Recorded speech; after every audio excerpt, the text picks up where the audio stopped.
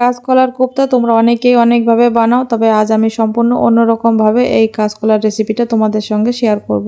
তো হ্যালো, নমস্কার বন্ধুরা, কেমন আছো তোমরা সবাই? আশা করছি সবাই ভালো আছো। আর এই কাঁচকলার কোপ্তাটা দেখেই বুঝতে পারছো কতটা লোভনীয় লাগছে। তো চলো, অনুরোধ রইল স্কিপ না করে পুরো ভিডিওটা দেখতে থাকো। কোপ্তা বানানোর জন্য এখানে কয়েকটা কাঁচকলা সিদ্ধ করে খোসা ছাড়িয়ে নিয়েছি। প্রথমে দিয়ে দিচ্ছি স্বাদ মতো নুন, 1/4 চামচ হলুদ গুঁড়ো, 1/2 চামচের মতো রসুনের পেস্ট, 1/2 চামচ লাল লঙ্কার পেস্ট, আর দিয়ে দিচ্ছি সামান্য একটু জিরার পেস্ট, আর দিয়ে দিচ্ছি পরিমাণ মতন বেসন। বেসনের পরিমাণটা একটু কম করে দিতে হবে। বেসন যদি বেশি হয়ে যায় তাহলে কোপ্তাটা খেতে ভালো লাগবে না।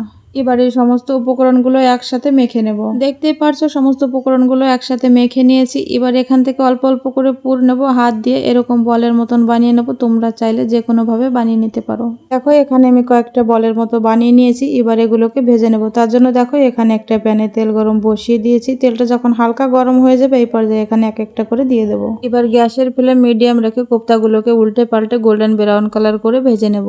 দেখতে পারছো একটু সময় নিয়ে আমি কোপ্তাগুলো ভেজে নিয়েছি। এবার এগুলোকে নামিয়ে নেব। এবার এই তেলেই ফোড়নের জন্য দিয়ে দিচ্ছি কয়েকটা গোটা জিরে আর দুটো এলাচ, আর দিয়ে দিচ্ছি 1/2 চা চামচ রসুনের পেস্ট, 1 চা চামচ সর্ষের পেস্ট, 1 চা চামচ পোস্তর পেস্ট, আর দিয়ে দিচ্ছি সামান্য একটু জিরার পেস্ট, আর দিয়ে দিচ্ছি 1 চামচের মতো লাল লঙ্কার পেস্ট। এখানে কিন্তু কালো সর্ষেটা আমি দিইনি, হলুদ সর্ষেটা দিয়েছি। দুটো মিডিয়াম সাইজের টমেটো একদম ছোট করে কেটে নিয়েছি, দিয়ে দেবো। আর দিয়ে দিচ্ছি স্বাদ মতো নুন, 1/2 চা চামচ হলুদ গুঁড়ো দিয়ে মশলাটাকে একটু সময় নিয়ে কষিয়ে নিতে হবে। দেখতেই পারছো মশলা থেকে তেল ছেড়ে দিয়েছে, মশলাটা কিন্তু কষানো হয়ে গিয়েছে।